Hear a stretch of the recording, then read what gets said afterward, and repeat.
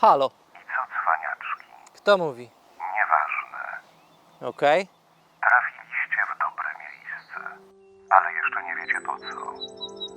Jeśli chcecie zapamiętać coś z tego wyjazdu, będziecie robić to, co powiem. Wasze pierwsze zadanie. Znajdźcie 3 miejsca, w których czas przestał się spieszyć. Nie zepsujcie tego. No dobra.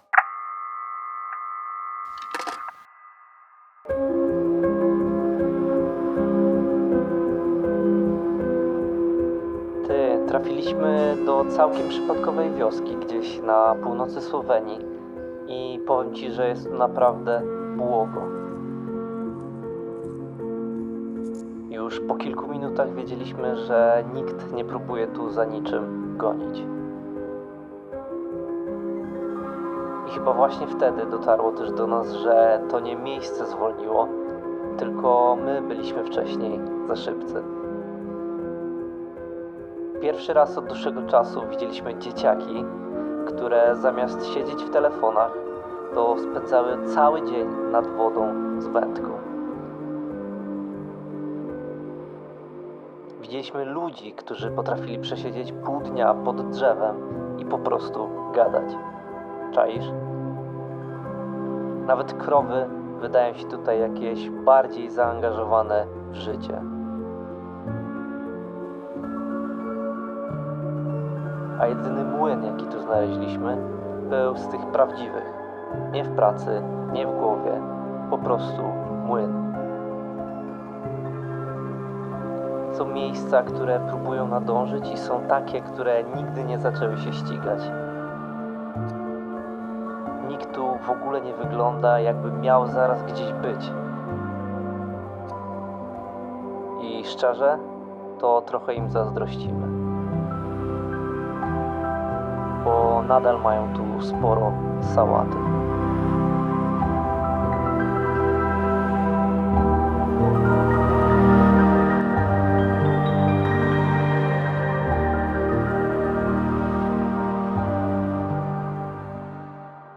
Ty, i wiesz co? Ludzie, którzy tu żyją, mogą wsiąść w samochód i w niecałe 2 godziny być nad Adriatykiem. Nie wyjeżdżając przy tym z własnego kraju. I myśmy też tak zrobili. I tam też był chill.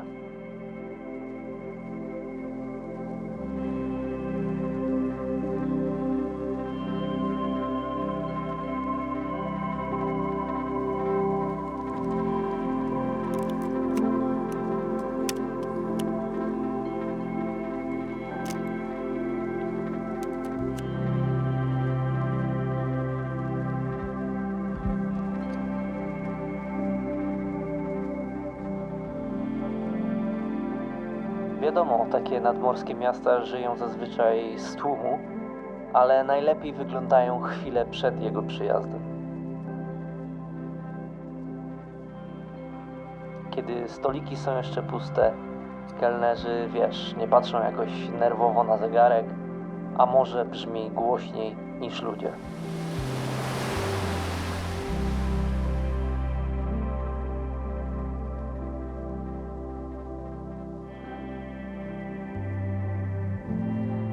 Bez kitu, w maju wszystko wygląda tu jak próba generalna przed latem.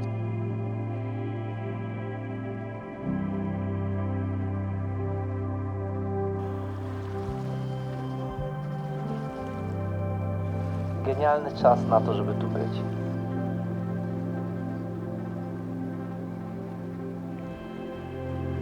Spacerując promenadą możesz spotkać gościa, który rano gdzieś wysoko w Alpach Julijskich gapił się na góry, a wieczorem siedzi tutaj z wędką i gapi się na wodę. I to nie jest jakiś wyszukany instagramowy plan na życie. To zwykły wtorek. I tu się tak żyje.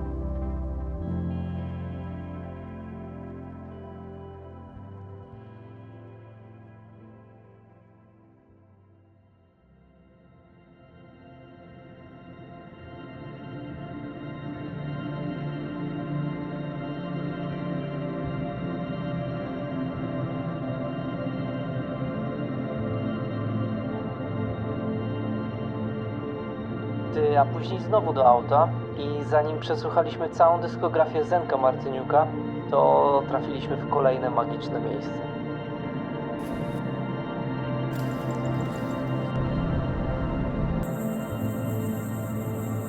Miejsce, które nie tylko ładnie wyglądało, ale też elegancko pachniało.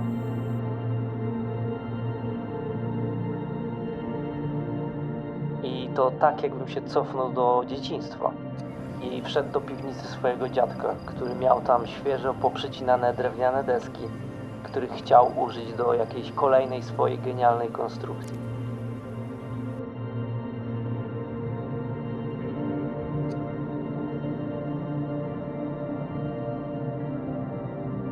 Miejsce, do którego trafiliśmy, żyje z drzewa i zdaje się, że ma z nim specjalną więź.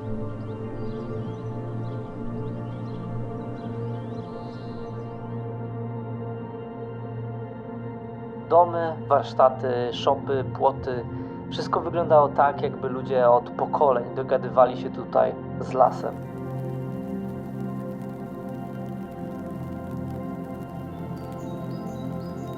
I to ma przecież sens, bo praca z drewnem daje bardzo namacalny efekt. Rano masz pień, wieczorem masz stół albo ławkę, albo coś, co przetrwa na pewno dłużej niż większość aktualizacji Windowsa albo innego dziadostwa. Do perfekcji opanowali tu użycie tego materiału w każdej dziedzinie życia. I będąc tam, to po prostu to czujesz.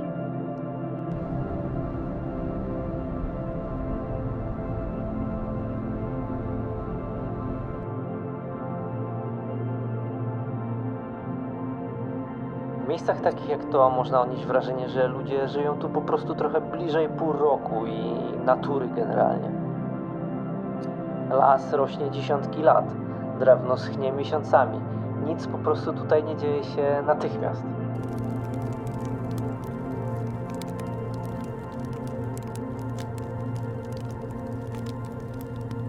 Samo przebywanie tutaj to prosty przepis na relaks.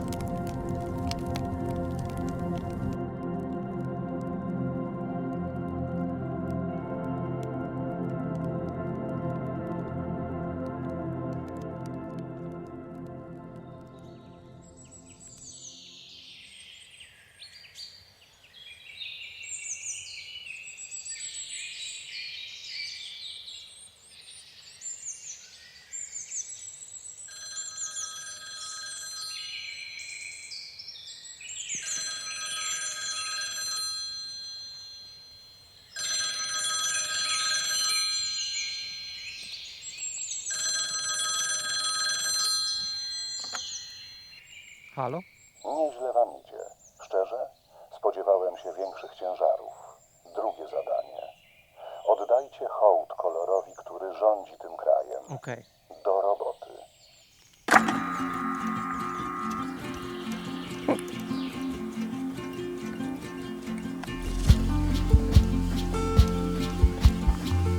To żeś teraz dał zadanie. Przecież nie trzeba być najostrzejszą kredką w piórniku, żeby dojść do wniosku, że w tym kraju rządzi zielony. Wszystko inne wydaje się tylko małym dodatkiem. Ciekawe w ogóle byłoby tu zmierzyć poziom chlorofilu, bo wydaje nam się, że bankowo wywaliłoby go poza skalę.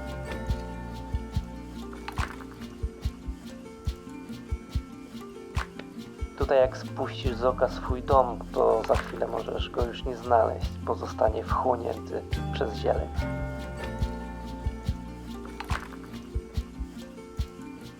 Nawet jak wjedziesz do stolicy, to i tam nie masz szans, żeby jakoś uciec przed tym kolorem.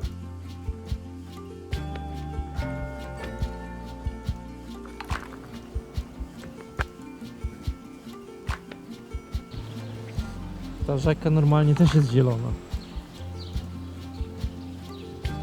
Ale aktualnie mamy pecha.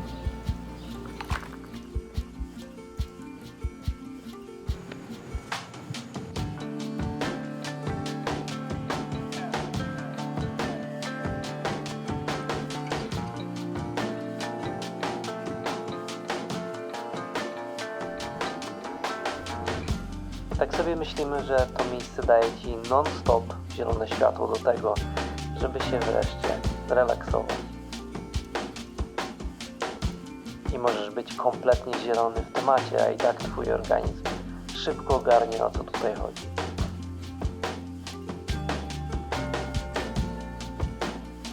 Bo przecież ten kraj nie nazywa się Zielonymi Płucami Europy dlatego, że ma kilka krzaków i parę drzew, tylko dlatego, że roślinność przejmuje tą ziemię i zielony gra tu zwyczajnie pierwsze skrzypce.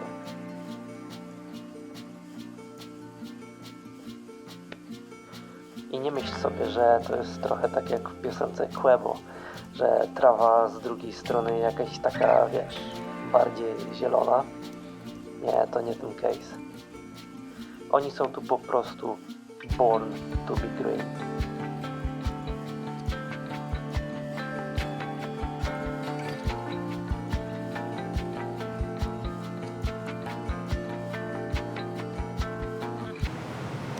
Wszystko zielone. Nie trzeba się dużo wysilać normalnie.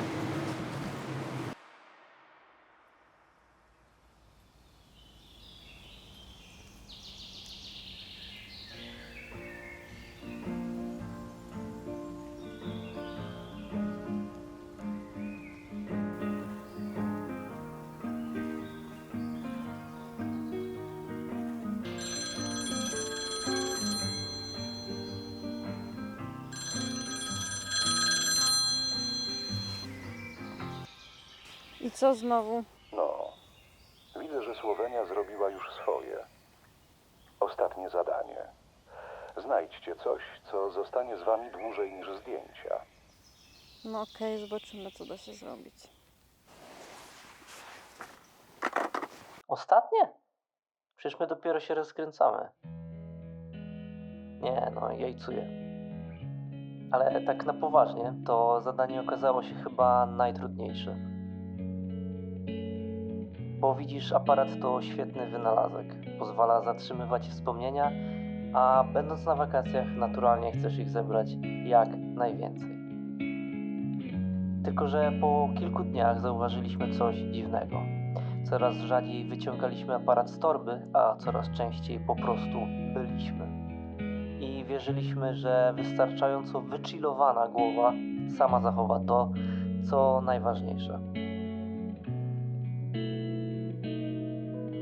Tak jakby z biegiem czasu plan dnia coraz częściej przegrywał z tym, co akurat działo się dookoła. Jasne, można by powiedzieć, że tym, co zostanie z nami na dłużej, są ususzone kwiatki zebrane gdzieś po drodze. Albo ten film. Choć umówmy się, on też ma raczej marne szanse przetrwać wieki. Za kilka lat pewnie będzie tylko jednym z tysięcy plików zapisanych gdzieś na jakimś dysku, albo promieniowanie słoneczne zakończy jego żywot. A widoki? One też czasem zaczną mieszać się z innymi, a nowe miejsca będą powoli przykrywać stare. Ale jest coś, czego naprawdę trudno się pozbyć z pamięci. I właśnie tego doświadczyliśmy pośrodku ogromnego słoweńskiego lasu. Podczas jednego ze spacerów trafiliśmy do niewielkiej osady, gdzie poznaliśmy pana Igora, przesympatycznego starszego pana, który okazał się wybitnym słoweńskim fizykiem. Pisał książki o synergii, które wydawane były w kilku językach. Był poetą, rzeźbiarzem, poliglotą. W swoim CV miał też współpracę z prestiżowym Uniwersytetem Cornella. Krótko mówiąc, facet z pewnością przeżył więcej niż przeciętny człowiek i ciągle było mu mało. A mimo to przyjął nas do swojej drewnianej chaty tak, jakbyśmy znali się od lat. I tak rozmawialiśmy te dobre kilkadziesiąt minut. I pomimo, że dziś chętnie chcielibyśmy odkręcić tą taśmę i obejrzeć to jeszcze raz, to nie możemy, bo w ogóle tego nie nagraliśmy. Nie dlatego, że nie mogliśmy, tylko dlatego, że byliśmy tak zaczarowani tym, co pan Igor do nas mówił i ogólnie taką jego aurą, że zapomnieliśmy nawet, jak się nazywamy, a co dopiero o tym, żeby wyciągnąć kamerę. Z tego spotkania zostało nam tylko jedno zdjęcie. Ale chyba właśnie dzięki temu pamiętamy je tak dobrze. No ale do sedna.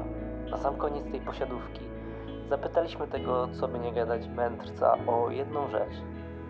Gdyby miał zostawić nam jedną życiową radę, to co by to było? Bez chwili zastanowienia odpowiedział: życie jak najbliżej natury. Najlepiej tutaj, ale niekoniecznie. Zaufajcie jej, bo właśnie ona przez całe życie była dla mnie największym źródłem inspiracji. Patrząc na to, kim był, na to, co my przeżyliśmy w tym kraju i jak się w nim czuliśmy, to właśnie to spotkanie i tą radę zabieramy ze sobą na zawsze.